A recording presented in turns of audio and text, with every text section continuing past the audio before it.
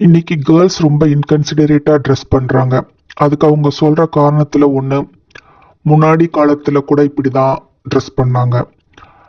தமிழ்நாட்டுல இருக்கிற வெப்பநிலைக்கு இப்படிப்பட்ட ட்ரெஸ் தான் முன்னாடியும் பண்ணியிருக்காங்க. ஆண்களுக்கும் அதே காலநிலை தான். ஆண்களுக்கு கூட முன்னாடி கோவணம் என்ற ஒரு சின்ன துணி தான் ட்ரெஸ்ஸா இருந்துச்சு.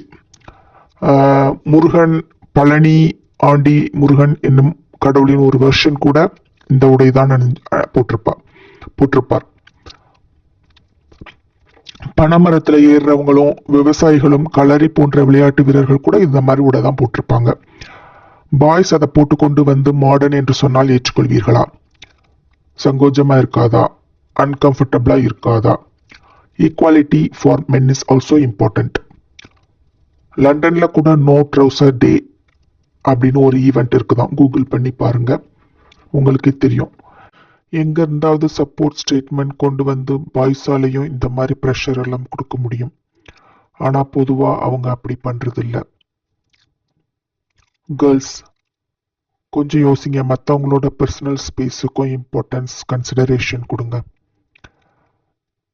இது எத்தனையோ வேரோட வாழ்க்கைக்கு பிரச்சனையாகவும் இருக்கும். எத்தனையோ ஆண்கள் இதை பார்க்க விரும்ப மாட்டார்கள்.